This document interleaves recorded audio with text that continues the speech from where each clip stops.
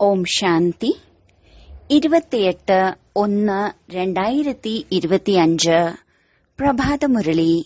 മധുരമായ കുട്ടികളെ, ബഹുമതികളോടുകൂടി വിജയിക്കുന്നതിനു വേണ്ടി ശ്രീമതമനുസരിച്ച് നടക്കൂ.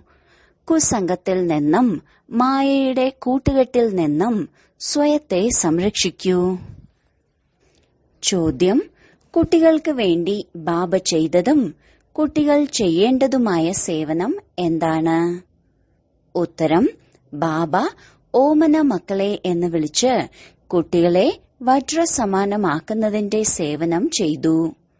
നമ്മൾ കുട്ടികളും ഇതുപോലെ തന്റെ മധുരമായ സഹോദരങ്ങളെ വജ്രസമാനമാക്കുന്നതിന്റെ സേവനം ചെയ്യണം.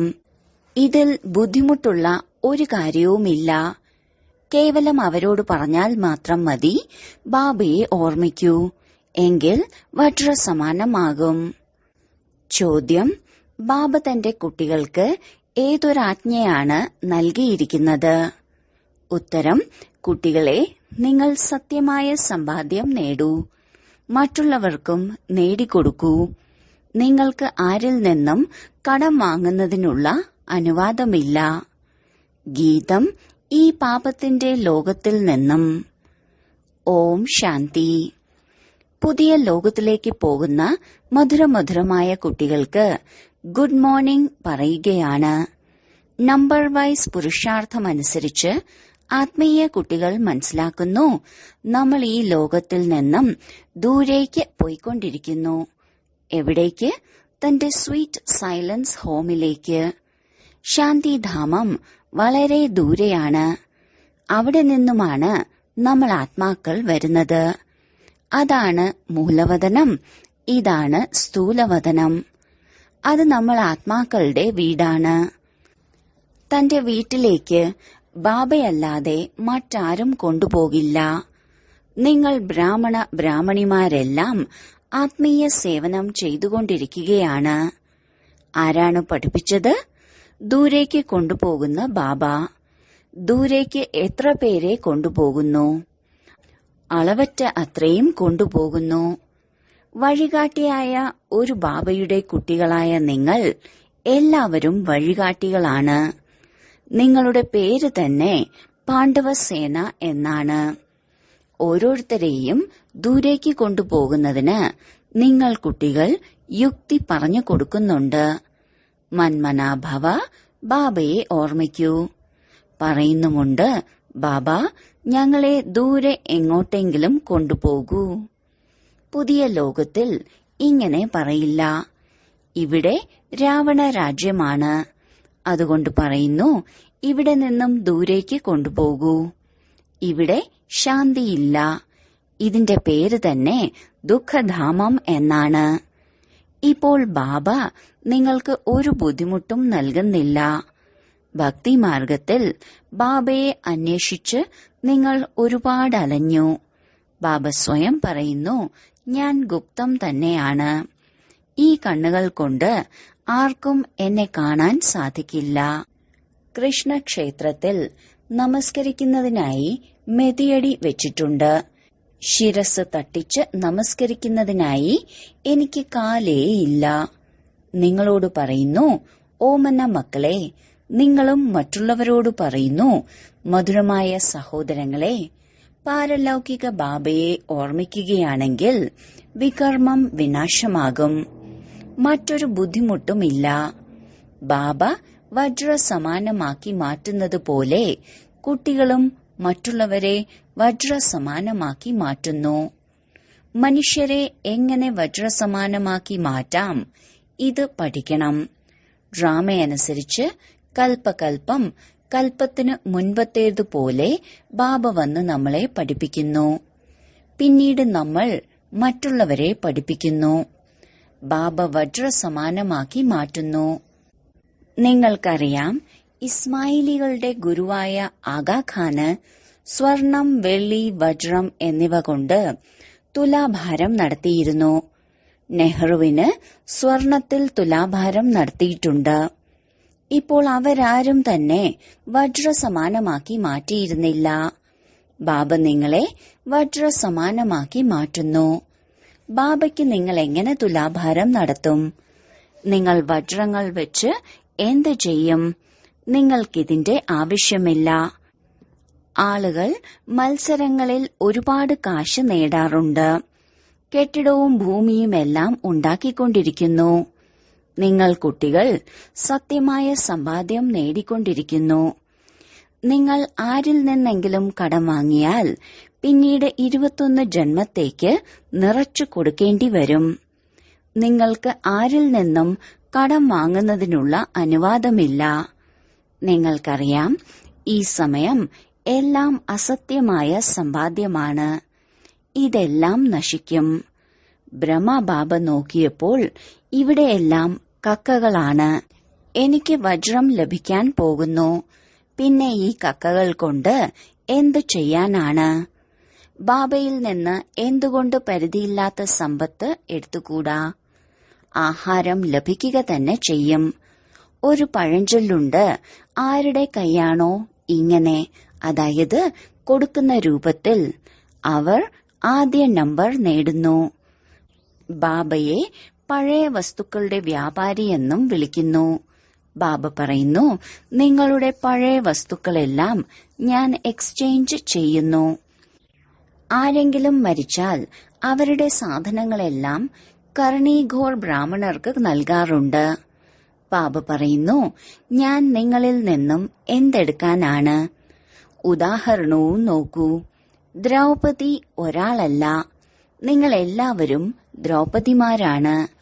ബാബ, ഞങ്ങളെ അപമാനിതരാകുന്നതിൽ നിന്ന് രക്ഷിക്കൂ. ഇങ്ങനെ ധാരാളം പേർ വിളിക്കുന്നുണ്ട്. ബാബ വളരെ സ്നേഹത്തോടെ മനസ്സിലാക്കി തരുന്നു, കുട്ടികളെ, ഈ അന്തിമ ജന്മം പവിത്രമായി ഇരിക്കൂ. അച്ഛൻ തന്റെ മക്കളോട് പറയാറില്ലേ, എന്റെ താടിയുടെ മാനം കാക്കൂ, കുലത്തിന് കളങ്കം വരുത്തരുത്. നിങ്ങൾ മധുരമധുരമായ കുട്ടികൾ എത്ര ലഹരിയുള്ളവരായിരിക്കണം. ബാബ നമ്മെ വജ്രസമാനമാക്കി മാറ്റുന്നു. ഇദ്ദേഹത്തെയും ബാബ വജ്രസമാനമാക്കി മാറ്റുന്നു. ഓർമ്മിക്കേണ്ടത് ശിവബാബയെയാണ്. ഈ ബ്രഹ്മബാബ പറയുന്നു, എന്നെ ഓർമ്മിച്ചാൽ നിങ്ങളുടെ വികർമ്മം വിനാശമാകില്ല. ഞാൻ നിങ്ങളുടെ ഗുരുവല്ല. ബാബ എന്നെ പഠിപ്പിക്കുന്നു, ഞാൻ പിന്നീട് നിങ്ങളെ പഠിപ്പിക്കുന്നു. വജ്രസമാനമാകണമെങ്കിൽ ബാബയെ ഓർമ്മിക്കൂ. ബാബ മനസ്സിലാക്കി തരുന്നു, ഭക്തിമാർഗത്തിൽ ദേവതകളുടെ ഭക്തി ചെയ്തിരുന്നു. ആ സമയത്തും ബുദ്ധി കടയിലും ജോലിയിലും അലഞ്ഞു തിരിയുമായിരുന്നു. കാരണം അവിടെ നിന്ന് വരുമാനമുണ്ടല്ലോ. ബാബ തന്റെ അനുഭവം കേൾപ്പിക്കാറുണ്ട്. ബുദ്ധി പലയിടങ്ങളിലും അലയുമ്പോൾ സ്വയം തന്നെ ശിക്ഷിക്കുമായിരുന്നു. എന്തിനാണിതൊക്കെ ഓർമ്മ വരുന്നത് എന്ന്. അതുകൊണ്ട് നമ്മൾ ആത്മാക്കൾക്ക് ഒരു ബാബയെ മാത്രം ഓർമ്മിക്കണം. എന്നാൽ മായ അടിക്കടി മറപ്പിക്കും, മുഷ്ടി ചുരുട്ടി അടിക്കും. മായ ബുദ്ധിയോഗം വിടുവിപ്പിക്കുന്നു. ഇങ്ങനെ അവനവനോട് സംസാരിക്കണം. ബാബ പറയുന്നു, ഇപ്പോൾ തന്റെയും മറ്റുള്ളവരുടെയും മംഗളം ചെയ്യൂ. സെന്ററുകൾ തുറക്കൂ. ചില കുട്ടികൾ ചോദിക്കാറുണ്ട്, ബാബ, ഇന്ന സ്ഥലത്ത് സെന്റർ തുറക്കട്ടെ. ബാബ പറയുന്നു, ഞാൻ ദാതാവാണ്. എനിക്കൊന്നിന്റെയും ആവശ്യമില്ല. ഈ കെട്ടിടങ്ങളൊക്കെ നിങ്ങൾ കുട്ടികൾക്ക് വേണ്ടിയാണ് ഉണ്ടാക്കുന്നത്. ശിവബാബ നിങ്ങളെ വജ്രസമാനമാക്കി മാറ്റുന്നതിന് വേണ്ടി വന്നിരിക്കുന്നു. നിങ്ങൾ എന്തെല്ലാം ചെയ്യുന്നുവോ അതെല്ലാം നിങ്ങൾക്ക് തന്നെ ഉപകാരപ്പെടും. ശിഷ്യരെ തയ്യാറാക്കുന്ന ഒരു ഗുരുവല്ല ഇത്. കുട്ടികൾ തങ്ങൾക്ക് താമസിക്കുവാൻ വേണ്ടി കെട്ടിടങ്ങൾ പണിയുന്നു. പിന്നീട് കെട്ടിടം നിർമ്മിച്ചു തന്നവർ വരുമ്പോൾ സൽക്കരിക്കുന്നു. താങ്കൾ മുകളിൽ പുതിയ കെട്ടിടത്തിൽ താമസിക്കൂ. ചിലർ പറയുന്നു, ഞാൻ എന്തിനു പുതിയ വീട്ടിൽ താമസിക്കണം, എനിക്ക് പഴയ വീട് തന്നെയാണ് ഇഷ്ടം, ഞാൻ ബാബ കഴിയുന്നതുപോലെ കഴിഞ്ഞോളാം എന്ന് പറയുന്നു. ഞാൻ ദാതാവാണ് എന്ന അഹങ്കാരമൊന്നും എനിക്കില്ല. ബാബ് ദാദ പുതിയ കെട്ടിടത്തിൽ താമസിക്കുന്നില്ലെങ്കിൽ ഞാനും എന്തിന് താമസിക്കണം? എന്നെയും ബാബയോടൊപ്പം ചേർക്കൂ. എത്രത്തോളം ബാബയോടൊപ്പം ഇരിക്കാൻ സാധിക്കുമോ അത്രയും നല്ലത്. ബാബ പറയുന്നു, പുരുഷാർത്ഥം ചെയ്യുന്നതിനനുസരിച്ച് സുഖധാമത്തിൽ ഉയർന്ന പദവി നേടാം. സ്വർഗത്തിൽ സർവരും പോകുമല്ലോ. ഭാരതവാസികൾക്കറിയാം, ഭാരതം പുണ്യാത്മാക്കളുടെ ലോകമായിരുന്നു. പാപത്തിന്റെ പേരുപോലും ഉണ്ടായിരുന്നില്ല. ഇപ്പോൾ പാപാത്മാക്കളായി. ഇത് രാവണ രാജ്യമാണ്. സത്യയുഗത്തിൽ രാവണനില്ല. പകുതി കൽപ്പത്തിനു ശേഷമാണ് രാവണ രാജ്യം ആരംഭിക്കുന്നത്. ബാബ എത്ര മനസ്സിലാക്കി തന്നാലും മനസ്സിലാക്കുന്നില്ല. കൽപ്പകൽപ്പം ഇങ്ങനെ തന്നെയാണ് സംഭവിക്കുന്നത്. പുതിയ കാര്യമല്ല. നിങ്ങൾ പ്രദർശനികൾ നടത്തുമ്പോൾ എത്ര പേരാണ് വരുന്നത്? പ്രജകൾ ധാരാളം തയ്യാറാകും. വജ്രസമാനമാകുന്നതിൽ സമയമെടുക്കും. പ്രജകൾ തയ്യാറായാലും നല്ലതാണ്. ഇപ്പോൾ അന്തിമ സമയമാണ്. സർവരുടെയും കർമ്മകണക്ക് തീരണം. ബഹുമതിയോടെ പാസ്സാകുന്ന 8 പേരുടെ മാലയുണ്ട്. 8 മുത്തുകൾ തന്നെയാണ് നമ്പർ 1ലേക്ക് വരുന്നത്. അവർക്ക് അല്പം പോലും ശിക്ഷ ലഭിക്കില്ല. കർമാതീത അവസ്ഥയെ പ്രാപ്തമാക്കുന്നു. അതിനുശേഷം 108 പേർ. സംഖ്യാക്രമം തന്നെയാണ്. ഇത് അനാദിയായി നിർമ്മിച്ചിരിക്കുന്ന നാടകമാണ്. ആര് നല്ല പുരുഷാർത്ഥം ചെയ്യുന്നു, ഏതെല്ലാം കുട്ടികളാണ് പിറകെ വരുന്നത്, ശ്രീമതമനുസരിച്ച് നടക്കുന്നത്, ഇതെല്ലാം സാക്ഷിയായി കാണണം. പിന്നീട് മുന്നോട്ടു പോകുമ്പോൾ ചിലപ്പോൾ ഗ്രഹപ്പിഴയും വരുന്നുണ്ട്. ഈ കയറ്റവും ഇറക്കവും എല്ലാവർക്കും സംഭവിക്കുന്നുണ്ട്. ഇത് സമ്പാദ്യമാണ്. ചിലപ്പോൾ വളരെയധികം സന്തോഷിക്കും, ചിലപ്പോൾ സന്തോഷം കുറയും. മായയുടെ കൊടുങ്കാറ്റ് അല്ലെങ്കിൽ മോശമായ കൂട്ടുകെട്ട് പിറകിലേക്ക് വലിക്കുന്നു. സന്തോഷം നഷ്ടപ്പെടുന്നു. പറയാറുണ്ട്, നല്ല കൂട്ടുകെട്ട് ഉയർത്തും, മോശമായ കൂട്ടുകെട്ട് താഴ്ത്തും. ഇപ്പോൾ രാവണന്റെ കൂട്ടുകെട്ട് താഴ്ത്തും, രാമന്റെ കൂട്ടുകെട്ട് ഉയർത്തും. രാവണന്റെ മതമനുസരിച്ച് ഇങ്ങനെയായി. ദേവതകൾ പോലും വാമമാർഗത്തിലേക്ക് പോകുന്നു. ദേവതകളുടെ എത്ര മോശമായ ചിത്രങ്ങളാണ് കാണിച്ചിരിക്കുന്നത്. വാമമാർഗത്തിലേക്ക് പോകുന്നതിന്റെ അടയാളങ്ങളാണ് ഇത്. ഭാരതത്തിൽ രാമരാജ്യം ഉണ്ടായിരുന്നു. അതേ ഭാരതത്തിൽ തന്നെയാണ് ഇപ്പോൾ രാവണ രാജ്യവും. രാവണ രാജ്യത്തിൽ 100% ദുഃഖികളാണ്. ഇത് കളിയാണ്.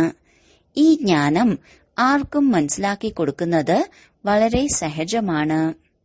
ബ്രാക്കറ്റിൽ ഒരു നഴ്സ് ബാബയുടെ മുന്നിൽ ഇരിക്കുന്നുണ്ടായിരുന്നു.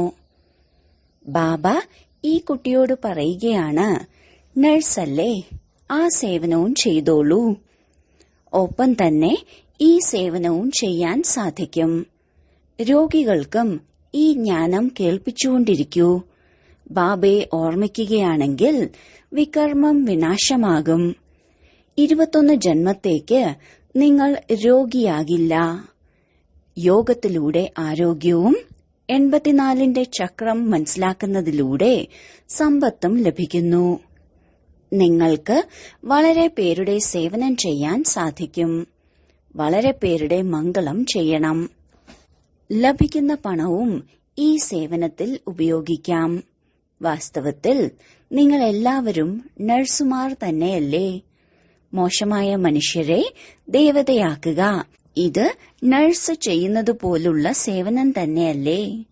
ബാബയും പറയുന്നു, എന്നെ പതീത മനുഷ്യരാണ് വിളിക്കുന്നത്, വന്ന് പാവനമാക്കി മാറ്റൂ എന്ന്.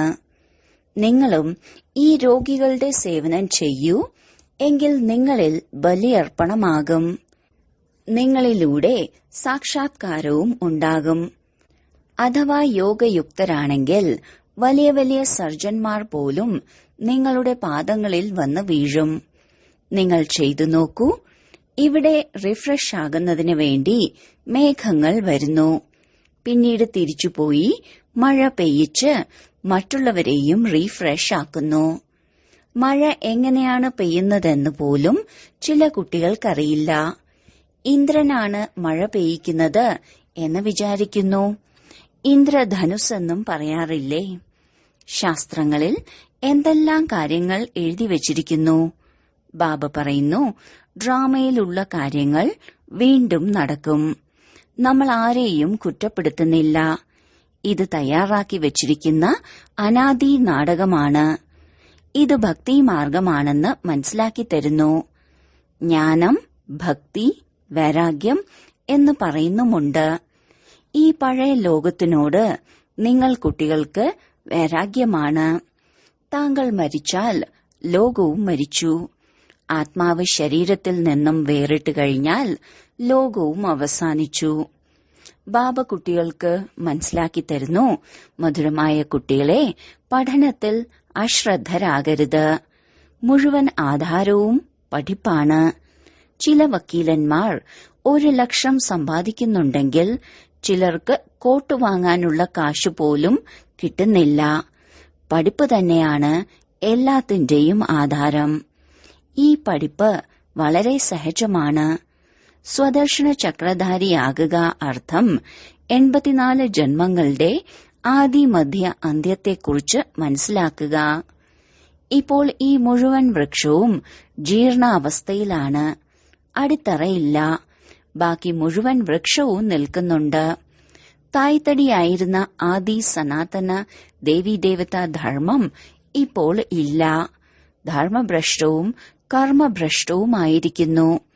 ആർക്കും സദ്ഗതി നൽകുവാൻ മനുഷ്യർക്ക് സാധിക്കില്ല. ബാബ ഈ കാര്യങ്ങളെല്ലാം മനസ്സിലാക്കി തരുന്നു. നിങ്ങൾ സദാകാലത്തേക്ക് സുഖികളായി മാറുന്നു.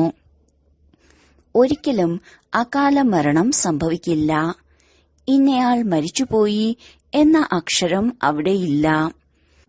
ബാബ വഴി പറഞ്ഞു തരുന്നു. വളരെ പേർക്ക് വഴി പറഞ്ഞു കൊടുക്കുകയാണെങ്കിൽ അവർ നിങ്ങളിൽ ബലിയാകും. ചിലർക്ക് സാക്ഷാത്കാരവും ലഭിക്കും. ലക്ഷ്യത്തിന്റെ സാക്ഷാത്കാരമാണ് ലഭിക്കുന്നത്. അതിനുവേണ്ടി പഠിക്കുകയും വേണമല്ലോ. പഠിക്കാതെ ആരും വക്കീലാകില്ല. സാക്ഷാത്കാരം കിട്ടിയാലുടനെ മുക്തമായി എന്നല്ല. മീരയ്ക്ക് സാക്ഷാത്കാരമുണ്ടായി, എന്നാൽ കൃഷ്ണപുരിയിലേക്ക് പോയില്ലല്ലോ. തീവ്ര ഭക്തി ചെയ്യുമ്പോൾ സാക്ഷാത്കാരം ലഭിക്കുന്നു. ഇവിടെ പരിശ്രമം ഓർമ്മയാണ്. സന്യാസിമാർ ബ്രഹ്മജ്ഞാനികളും തത്വജ്ഞാനികളുമാണ്. ബ്രഹ്മത്തിൽ ലീനമാകുക അത്രയും മതി അവർക്ക്. എന്നാൽ ബ്രഹ്മം പരമാത്മാവല്ലല്ലോ. ഇപ്പോൾ ബാബ പറയുന്നു, ശരീര നിർവാഹത്തിനു വേണ്ടി ട്രസ്റ്റിയാണെന്ന് മനസ്സിലാക്കി തന്റെ ജോലിക്കാര്യങ്ങളെല്ലാം ചെയ്തോളൂ. അപ്പോൾ ഉയർന്ന പദവി ലഭിക്കും. പിന്നീട് മമത്വം ഇല്ലാതാകും. ബാബ ഇതെല്ലാം എടുത്ത് എന്തു ചെയ്യാനാണ്? ഈ ബ്രഹ്മബാബ ഇതെല്ലാം ഉപേക്ഷിച്ചതല്ലേ? വീടോ കൊട്ടാരമോ ഒന്നും പണിയാനില്ല. ഈ വീടുകളൊക്കെ പണിയുന്നത് ഒരുപാട് കുട്ടികൾ വരും എന്നുള്ളതുകൊണ്ടാണ്. ആബു റോഡ് മുതൽ ഇവിടെ വരെ ക്യൂ ഉണ്ടാകും. ഇപ്പോൾ നിങ്ങളുടെ പ്രഭാവം ഉണ്ടായാൽ തല കേടുവരും. പ്രസിദ്ധരായ ആൾക്കാർ വന്നാൽ തിരക്ക് വർദ്ധിക്കും. അതിനാൽ അന്തിമത്തിൽ നിങ്ങളുടെ പ്രഭാവമുണ്ടാകും, ഇപ്പോഴല്ല. ബാബയെ ഓർമ്മിക്കുവാൻ അഭ്യസിച്ചാൽ പാപം ഇല്ലാതാകും. ഇങ്ങനെ ഓർമ്മയിൽ ശരീരം ഉപേക്ഷിക്കണം. സത്യയുഗത്തിലും ശരീരം ഉപേക്ഷിക്കും. ഒരു ശരീരം ഉപേക്ഷിച്ച് പുതിയ ശരീരം എടുക്കുമെന്ന് മനസ്സിലാക്കും. ഇവിടെ എത്രയാണ് ദേഹാഭിമാനം? വ്യത്യാസമുണ്ടല്ലോ. ഈ കാര്യങ്ങളെല്ലാം നോട്ട് ചെയ്യണം, ചെയ്യിക്കണം. മറ്റുള്ളവരെയും തനിക്ക് സമാനം വജ്രമാക്കേണ്ടി വരും. പുരുഷാർത്ഥം എത്രത്തോളം ചെയ്യുന്നു എന്നതിനനുസരിച്ച് ഉയർന്ന പദവി ലഭിക്കും. ഇത് മനസ്സിലാക്കി തരുന്നത് ബാബയാണ്, മുനിയോ സന്യാസിയോ അല്ല. ഈ ജ്ഞാനം വളരെ രസകരമാണ്. നല്ല രീതിയിൽ ഇത് ധാരണ ചെയ്യണം. ബാബ പറഞ്ഞത് ഇവിടെ തന്നെ കളഞ്ഞു പോകുന്ന രീതി ആകരുത്. ഗീതത്തിലും കേട്ടില്ലേ, ഒപ്പം കൊണ്ടുപോകൂ എന്ന്. ഈ കാര്യങ്ങളൊന്നും നിങ്ങൾക്ക് മുൻപ് അറിവില്ലായിരുന്നു. ഇപ്പോൾ ബാബ മനസ്സിലാക്കി തരുന്നു. അപ്പോഴാണ് മനസ്സിലാക്കുന്നത്. ശരി, വളരെ കാലത്തെ വേർപാടിനു ശേഷം തിരിച്ചുകിട്ടിയ മധുരമധുരമായ കുട്ടികൾക്ക് മാതാവും പിതാവുമായ ബാബ്ദാദയുടെ സ്നേഹസ്മരണയും സുപ്രഭാതവും. ആത്മീയ അച്ഛന്റെ ആത്മീയ കുട്ടികൾക്ക് നമസ്കാരം. ധാരണയ്ക്കുള്ള മുഖ്യസാരം: 1. പഠിപ്പിൽ പിഴവ് വരുത്തരുത്. സ്വദർശന ചക്രധാരിയായി ഇരിക്കണം. വജ്രസമാനമാക്കുന്നതിന്റെ സേവനം ചെയ്യണം. 2. സത്യമായ സമ്പാദ്യം നേടണം, നേടിക്കൊടുക്കണം. തന്റെ എല്ലാ പഴയ വസ്തുക്കളും എക്സ്ചേഞ്ച് ചെയ്യണം. മോശമായ കൂട്ടുകെട്ടിൽ നിന്നും സ്വയം സംരക്ഷിക്കണം. വരദാനം: വിശ്വത്തിലെ ഏറ്റവും അമൂല്യ രത്നമായി മാറി ഭക്തർക്ക് ദൃഷ്ടിയിലൂടെ സായുജ്യം നൽകുന്ന ദർശനീയ മൂർത്തിയായി ഭവിക്കട്ടെ. മുഴുവൻ വിശ്വവും താങ്കൾ അമൂല്യമായ ദൃഷ്ടിയുള്ളവരുടെ ദർശനം ലഭിക്കാൻ കാത്തിരിക്കുകയാണ്. എപ്പോഴാണോ ലോകത്തിലെ ഏറ്റവും വിലപിടിപ്പുള്ള രത്നങ്ങളായ താങ്കൾ സമ്പൂർണ്ണ സ്റ്റേജിലേക്ക് എത്തിച്ചേരുന്നത്, അല്ലെങ്കിൽ താങ്കൾ സമ്പൂർണതയുടെ ദൃഷ്ടി നൽകുന്നത്, അപ്പോൾ ഈ വിശ്വം പരിവർത്തനമാകുകയും താങ്കൾ ദർശനീയ മൂർത്തരായ ആത്മാക്കൾ തങ്ങളുടെ ദൃഷ്ടിയിലൂടെ ഭക്താത്മാക്കൾക്ക് സായുജ്യം നൽകാൻ സാധിക്കുകയും ചെയ്യും. ദൃഷ്ടിയിലൂടെ സായുജ്യം ലഭിക്കാനായി വരുന്നവരുടെ നീണ്ട നിര തന്നെ ഉണ്ടാകും. അതിനാൽ സമ്പൂർണതയുടെ ദൃഷ്ടി എപ്പോഴും തുറന്നു വെക്കണം. കണ്ണുകൾ ഇടറുകയും സങ്കല്പങ്ങളിൽ അലസതയും അശ്രദ്ധയും ഉണ്ടാകുകയും ചെയ്യുന്നതിനെ ഇല്ലാതാക്കിയാൽ മാത്രമേ ദർശനം നൽകാൻ യോഗ്യരായി മാറാൻ സാധിക്കുകയുള്ളൂ. സ്ലോഗൻ: നിർമ്മല സ്വഭാവം വിനയത്തിന്റെ അടയാളമാണ്. നിർമ്മലരായി മാറുന്നവർക്ക് സഫലത ലഭിക്കുന്നു. തന്റെ ശക്തിശാലിയായ മനോസ്ഥിതിയിലൂടെ സകാശ് നൽകുന്നതിനുള്ള സേവനം ചെയ്യൂ. മനസ്സിനെയും ബുദ്ധിയെയും ഏകാഗ്രമാക്കുന്നതിനായി മന്മനാഭവ മന്ത്രത്തെ സദാ സ്മൃതിയിൽ വയ്ക്കണം. പ്രാക്ടിക്കലായി ധാരണ ചെയ്യുന്നതിലൂടെ ആദ്യ റാങ്കിൽ എത്തിച്ചേരാനാകും. മനസ്സിന്റെ ഏകാഗ്രതയെന്നാൽ ഒരേയൊരാളുടെ ഓർമ്മയിൽ ഏകാഗ്രമായി ഇരിക്കുക. ഇതിനെ തന്നെയാണ് ഒരേയൊരാളുടെ ഓർമ്മയിൽ ലയിച്ചു ചേരുക എന്ന് പറയുന്നത്. എപ്പോഴാണോ എല്ലാ ആകർഷണങ്ങളുടെയും വൈബ്രേഷനിൽ നിന്ന് അന്തർമുഖരാകുന്നത്, അപ്പോൾ തന്റെ മനോസ്ഥിതിയിലൂടെ മുഴുവൻ വിശ്വത്തിനും സകാശ് നൽകുന്നതിനുള്ള സേവനം ചെയ്യാൻ കഴിയും. ഓം ശാന്തി.